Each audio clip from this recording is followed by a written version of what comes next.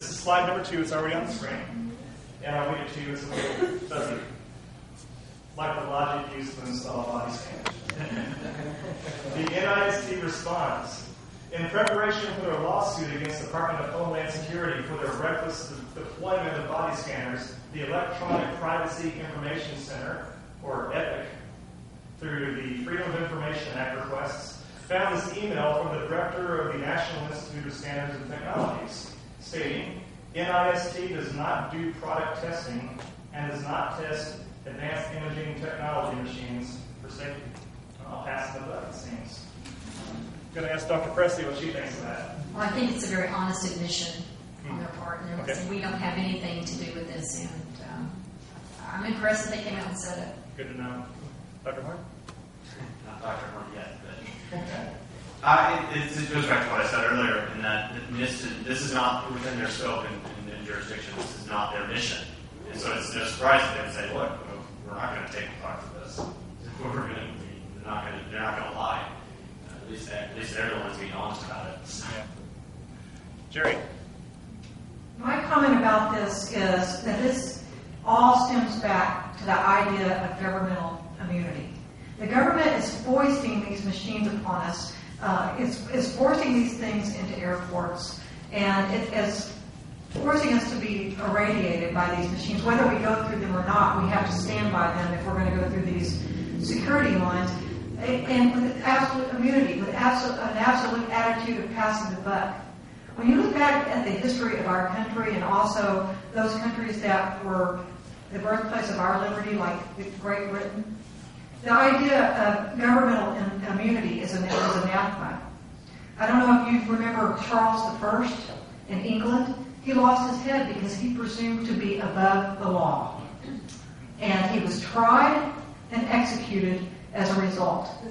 When our country was first formed, they had no thought of giving immunity to government officials for wrongdoing like this. They had no thought that government officials would be above the law.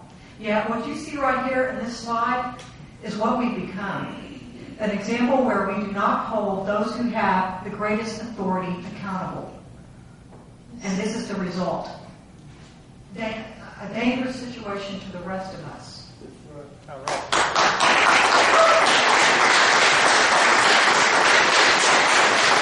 I have to admit, I'm just a little bit too young to remember Charles I. But thank you, Canada for history. Our next slide. TSO still unsafe. What's a TSO, you ask?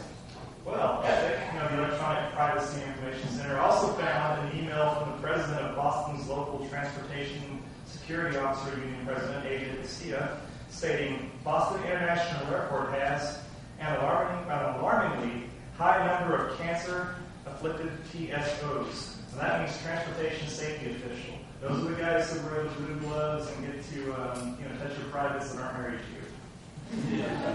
And that despite TSA's management's past assurances, many TSOs here do not feel safe. I know you'll have some comments to that. We'll start with Norman. All right. This is a really important point. Now, we need to first make a distinction. And there's a number of things that we can talk about, and I've made it my business, in fact, to understand a lot about the science of these scanners and exactly what they are doing. Now, in the case of Boston's airport, they were using X-ray scanners, and so those use what's called ionizing radiation. That's what X-rays are. Ionizing radiation basically can cause an indirect reaction essentially within your body that has the capability of creating free radicals, which then can indirectly snip your DNA in half, basically. That's how cancer gets started.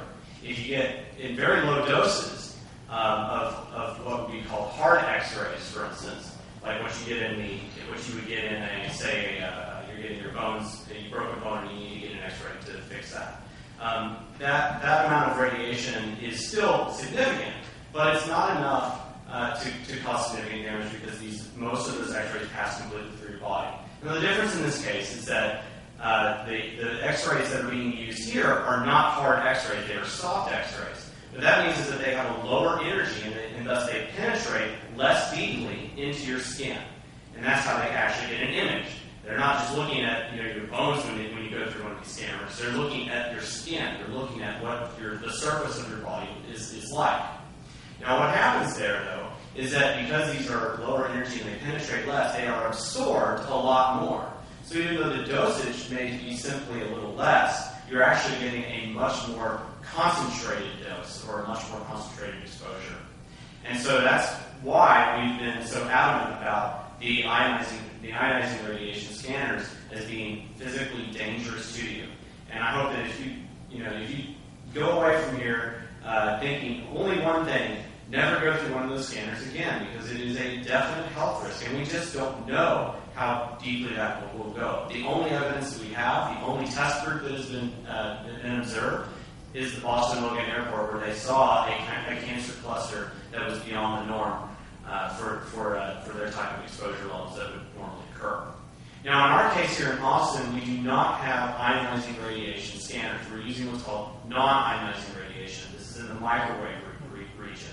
Now, despite the fact that in this case we're not causing free radicals to develop in your body with these types, and I'm saying we, I'm not doing anything here. They're the ones doing it. Well, so they're not creating free radicals in your body. But what they do instead is that they have the capability of causing what's called resonance in your DNA. There's some research that has gone on, and we were going to have some stuff that was put up about this in a different slideshow, but we just couldn't do it today. But if you go to stopbostonscanners.org, you can learn all about this. But non-ionizing radiation, in this case from these types of scanners, have the capability of causing DNA resonance. And as such, they can actually literally shatter the DNA in the same way that, say, an opera singer can shatter a glass by singing just the right note and at the right frequency. So that's the sort of thing that we can see here. And it is minute, and the research is incomplete, but that's the whole point, is that the TSA has circumvented every single governmental safeguard for public health and have not represented the facts right. We do not have enough information to say that these are safe whatsoever. In fact, we have a lot of information that says exactly the contrary. They are misrepresenting the data, and it's important that we recognize that and never, ever go through them.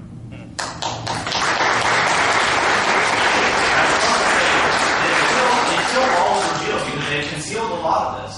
That there's nothing we can do but say that they're being criminally negligent towards public health. So that's all. Okay. Dr. Prestley? Very good. I've tried to do a lot of research in the last week over what actually is the frequency that these scanners are putting out. They told us that they are millimeter wave.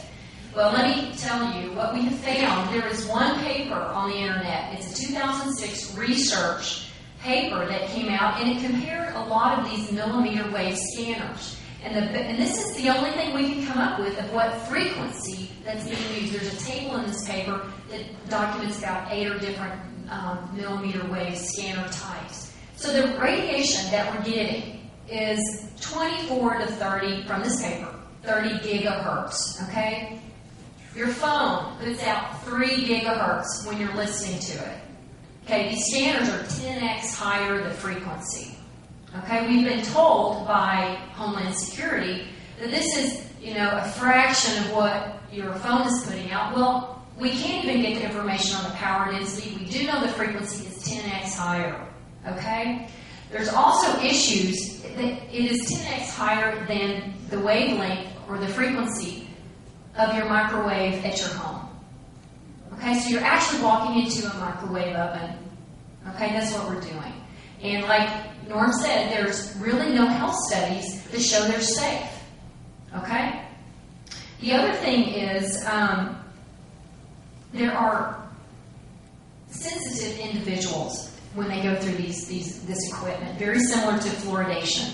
There are certain groups that are going to be real sensitive. So for the scanners, there's people with skin cancer or breast cancer. This is going to potentially aggravate the surface of the skin, okay, or the breast. Also, when you walk into these scanners, you should, if you do decide to go through them, please close your eyes when you're being scanned, because your eyes are an exposed organ. Your skin can absorb this radiation, but your eyes, you have the risk of cataracts. Okay, so that's a real concern. Also, people that have piercings, it could heat up the piercings and cause uncomfortableness because it is, how in your microwave oven you don't want to put metal because the metal will absorb more than the food. Same with these scanners. It's a microwave scanner. The last thing is, people with pacemakers with implanted devices need to be concerned. So please make sure you tell your friends and family of these issues and do not go through these scanners no matter what.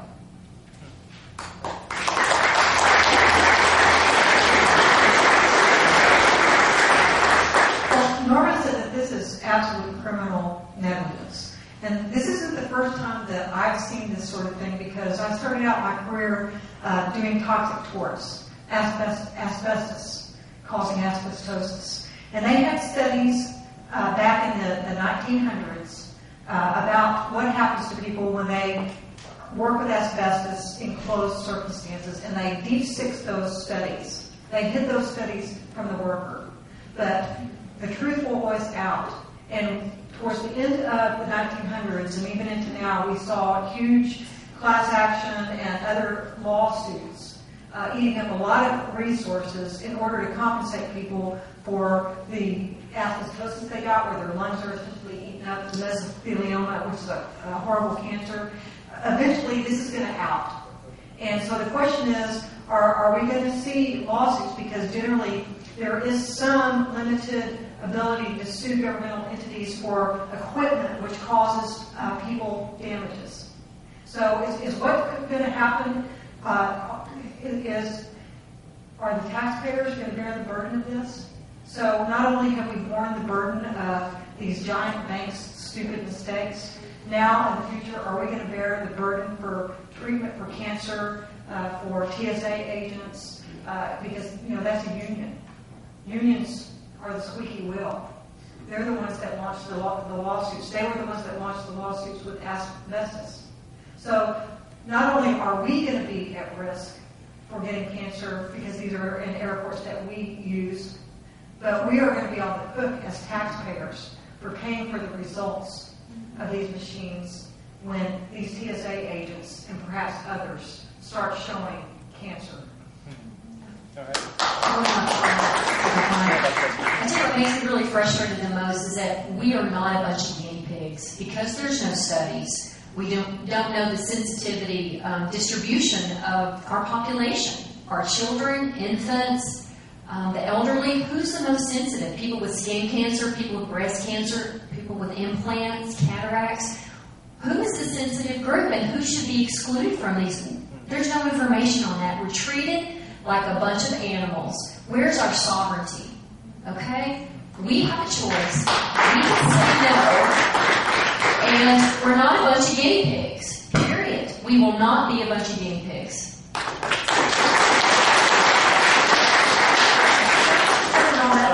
Norman and then Jerry. Sorry.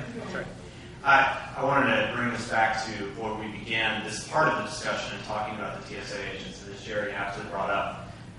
Those people who are working for the TSA, despite the fact that we all have a lot of reservations about their moral code, because of who they work for, we really should feel sorry for them because think about this. If you go to a doctor's office and you get an x-ray, every time you get it, not only do you have one of those lead aprons on to make sure that only the part of your body that needs an x-ray gets an x-ray, the doctor wears one too. And these TSA agents are not given adequate protection, and as is evident by Boston Logan Airport. Similarly, these terahertz machines, the millimeter wave machines, they are very similar to MRIs. Now, if you go to get an MRI, what happens? You go into another room. You are as protected as you can be for it, but the operator stays the heck away. Now, that should tell you something. They're not. If TSA agents are not given adequate protection, then they're just as much being aggressed against as we are in this case, and they deserve at least a little compassion for that. I hope that if anything, the city of Austin will consider that if they choose to, and they should choose to not let these go operational. I want to comment both on something that Norman said and also Laura, because I agree with Norman. We're allowing our government to put these agents in a horrible position insofar as their health is concerned and the health of their unborn children. So we should feel compassion. But at the same time, we should also feel shame that our government is training agents to humiliate and brutalize their fellow citizens. Now, and also to look at us naked. And that has a lot of symbolism in human history. If you read the Bible, you read about how the children of Israel were taken off into captivity by the Babylonians and the Judeans by the Assyrians. They were marched off into captivity naked, because that's what they did in antiquity to humiliate their captives, was to take off their clothes and march them through the streets naked. It's symbolic. And they are putting these TSA agents and training them essentially to be the kinds of brutes who did that in the antiquity. And we are responsible because we are allowing our government to do this to them.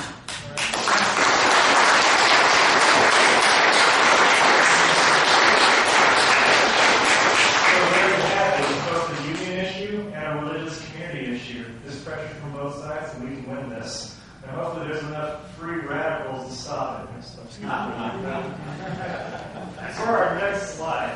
Actually, we want to stop and does this Not trying to one of those schools. I'm sorry, what? Dude, is this Ask the questions. walk over Does it the- help? Is this the end of the quarter, Heather? Yes. And Yeah. we're In that case, okay. I think this microphone. Okay. Anybody who wants to make a comment, question, concern, can come up to this side. Just line up. Or just yell it out.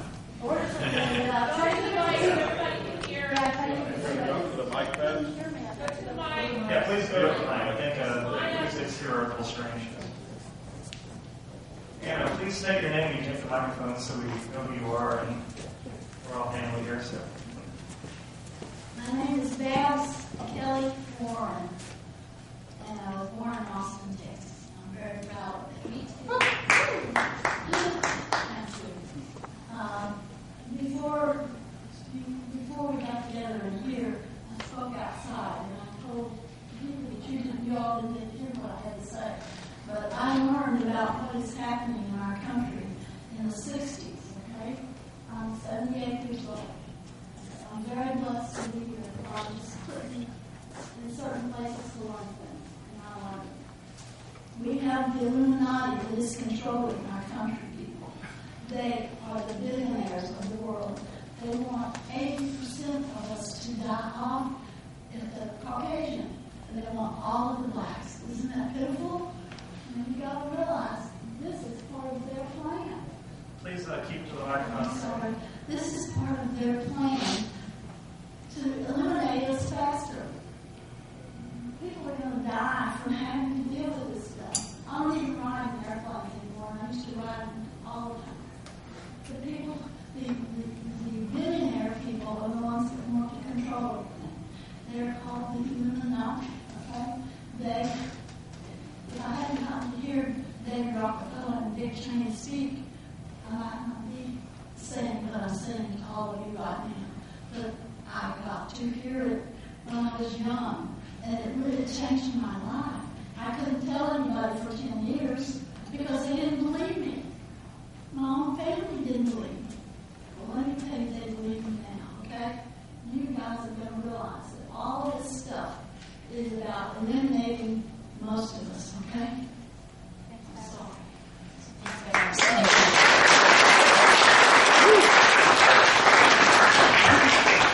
And now for a real test, ladies and gentlemen. My name is Chuck Thomas. A couple of things that I wanted to address. One of these is notifications. If I'm a doctor or a dentist, there's some requirements that I have if I'm going to use radiation equipment. I need to post signs that warn people that it's there, and those are prescribed in certain ways and these kind of things. And I don't believe that TSA is being held to those standards. And that's something that we need to ensure that we work with our elected officials to ensure that if these things are going to be there, that they are as compliant with those standards as possible. And if our elected officials aren't going to do it, then we go out to the airport with our own signs and stick them up. They'll tear them down, but we'll stick them back up again.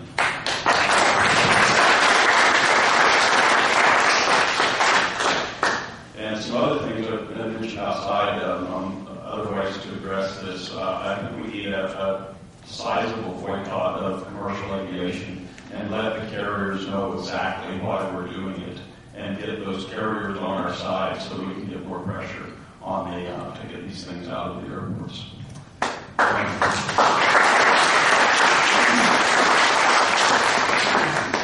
Hi, my name is Whitfield Thomas. Super quick question, I'm sure it could be yelled at.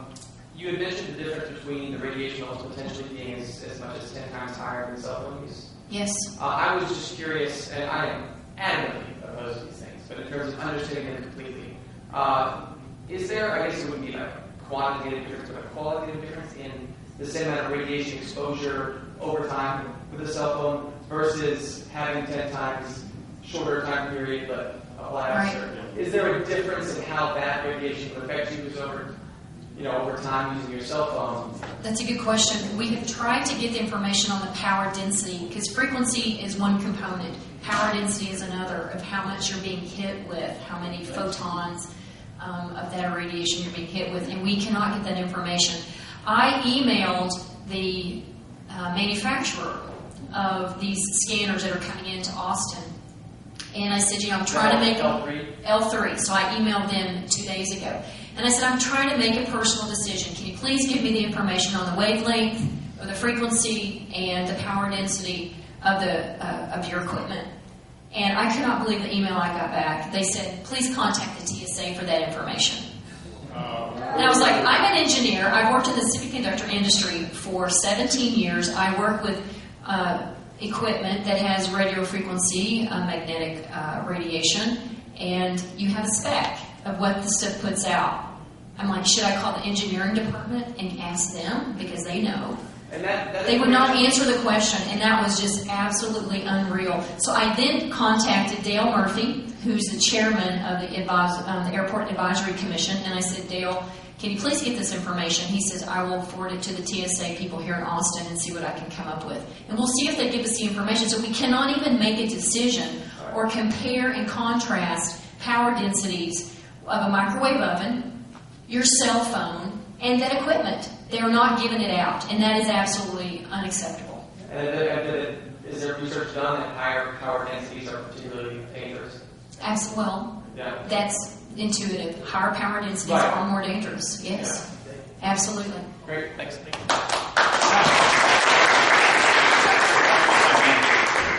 My name is Jeff Cantor. I think it should not go without saying that at the unveiling of this equipment by the Homeland Security, Janet Napolitano was asked if she'd like to walk through, and she refused to do it. What I was going to suggest, Dr. Nora, I was thinking maybe we should try to do the same, because they're going to put these things in the airport. We know they are. Maybe what I'm thinking is that maybe we can do the same thing that we're trying to do with the fluoride and say, have big warning signs before these people even go through, and so they know what the dangers are of this equipment. Yes. Maybe try to push an issue like that before City Council, because I mean I would think that they have the authority to at least put some type of warning signs up. I mean, if you're going to have warning signs on a pack of cigarettes, you should be able to have warning signs on a dangerous piece of equipment like that. We have warning signs in the bathroom for women that drink alcohol. Okay? Can we get a warning on the scanners? All right? To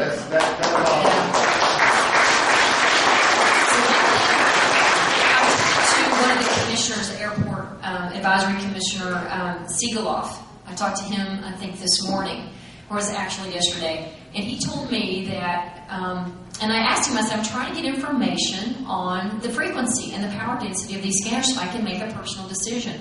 And he, quote unquote, told me, this is the airport commissioner, he goes, don't you go through them at all. He goes, I will never go through them. I don't care what the frequency is. He says, do not go through them. I do not recommend it. And he also said that they're going to put up another resolution in November against these scanners to the city council. So I hope they do that, and I hope they keep that commitment. Also, he informed that they're only going to be, out of the 3, I guess, what are they called? Checkpoints. Out of the 3 checkpoints at the airport, only 2 are going to have the scanner. And he told me personally, go to the one that without it. Okay, the one that's in gate 16, the one in the far right. Linda, you know where that is. And what I think we ought to do, Heather, this was Heather's suggestion, we go to the airport and we say, they're not over here, they're not over here, they're not over here. You can go over this way without the scanners. So I think, we'll probably get in a little trouble for that. Terrorists. Yeah. But there are some consequences. I know. It's honest. One thing I'm wondering is whether TSA even has the specs that you're talking about. Somebody has them. L3 has them. Because are the manufacturers possibly claiming that's proprietary information? With electronic voting machines, a lot of times they will not give all the detailed information about those voting machines to the governmental entities that buy them. If that's the case, we have a huge problem. I was talking to Peter the Groschop, who's been very active in this, and he was saying that what Board got is pretty much how it works. You ask the manufacturer, and they say ask TSA, and then TSA says the information is copyrighted by the manufacturer. So I think we might have to do some FOIA requests in order to get that information actually outright. And TSA even has the proprietary information themselves. Okay. Next commenter. Hello, my name is Jerri Ward. I'm a local business owner. I started a company called Daily Juice and another one called Good Superfoods. We make ketchup and stuff. I'm here to show support for standing up to the TSA and the federal government for their encroachment on our, not only just for our health, but it's also a constitutional rights issue. It's really preposterous if you give any real thought to it. But still, I'm amazed at the number of my personal friends who just kind of get to that logic that it's just this general trust in government that they wouldn't do it if it was dangerous. And that thought is so prevalent, and that's what we're here, or at least I'm here, and I think these panelists are here, sort of challenging that notion that just because the government does it means that it's okay, it's safe.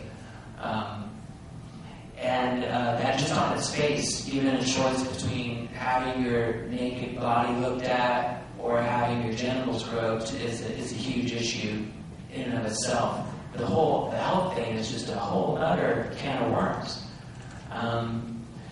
And all this stuff you guys probably know.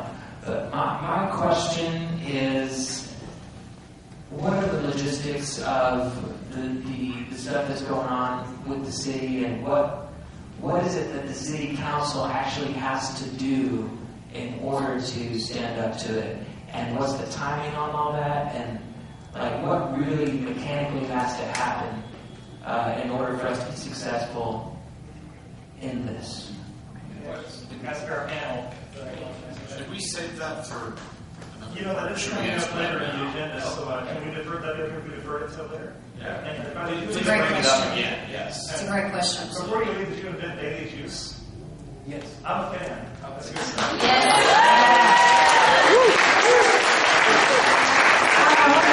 About the Fourth Amendment, you brought up the Fourth Amendment. I want you all to realize that the Fourth Amendment has been steadily eroded by our courts over the last few decades, and that's a real problem. As much as I like our Constitution, there's one fundamental flaw that I think is inherent in the Constitution, and that is the idea that there are checks and balances between governmental entities. That is a problem. Before 1776, this country recognized that there were more kinds of governments than civil government. There was the governance of the individual over himself, having authority over himself, the governance of the family, the governance of churches. There were private courts, private associations, all that governed themselves. And one mistake that was made was elevating civil government over and above all those other forms of government. So now we have a situation where the courts are pretty much rubber stamping what the executive branch does, and in some cases what the legislative branch does. And that's why we don't have good court decisions that protect us against the violations of the Fourth Amendment. And even a lot of times when they do find a violation of the Fourth Amendment, such as in the case when that the Fifth Circuit just decided about a year ago involving CPS using the cops to barrel through a door without a warrant, the court said, yeah, that was a violation, but we're not going to do anything to punish these CPS agents or the agency because they didn't have proper training. Well, that's disgusting because at the same time, courts give great deference to the decisions made by agencies. So it's a symbiotic relationship between the judiciary and the executive branch. And the problem is that the people keep losing in that relationship.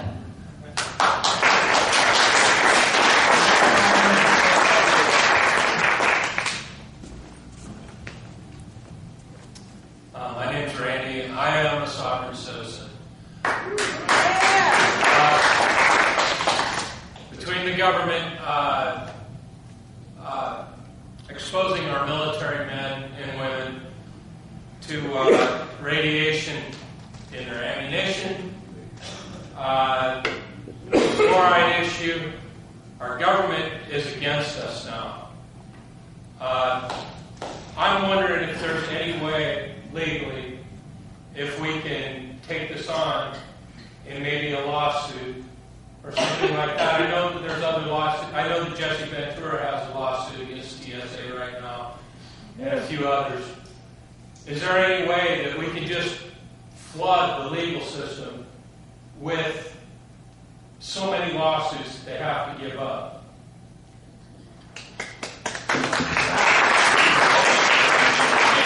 Representative Simpson's bills. That was the point. And maybe next year. Well, that's a very tall order because, I've already talked about the fact that there's this sovereign immunity for governmental entities in lawsuits.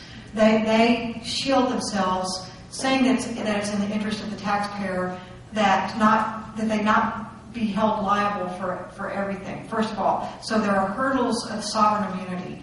Secondly, another type of obstacle that they throw in front of you is they say that individuals, a lot of times, don't have what's called standing to bring lawsuits against them. In other words, they are the incorrect party to bring a lawsuit against a governmental entity. So, and third, that kind of lawsuit is incredibly expensive.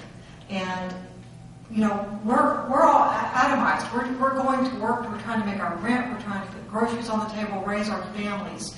And it's very difficult for a bunch of diverse individuals to get together to fund any kind of lawsuit. That would require a great deal of research to see what causes of action we might have, and then to fund attorneys to respond to all the motions the government lawyers will throw in the way just to stop the lawsuit before it even gets to a jury. It's a very difficult situation, so it's much better for us to try to stop it now politically than to have to deal with it later in front of the courts. I have one question along those lines. Is it possible to do a restraining order in Travis County for these things because there's no certification, there's no, based on the laws for the medical industry, for MRIs, for mammograms, all of that, there are statutes that say these people operating this equipment have to be certified.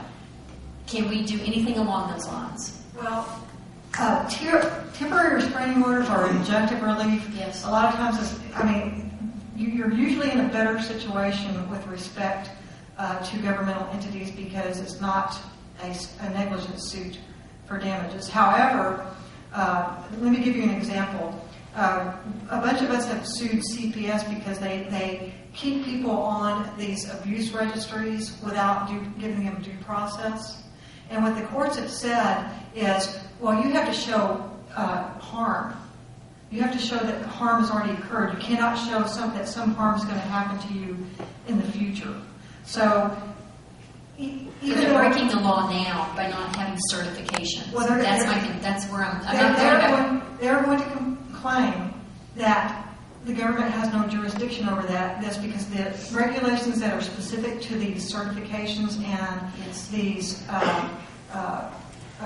the licensed medical physicists specifically deal with equipment that is therapeutic or diagnostic in nature. This is diagnostic. You know, the thing is, I would love to do research and fund to see if we could use that kind of argument.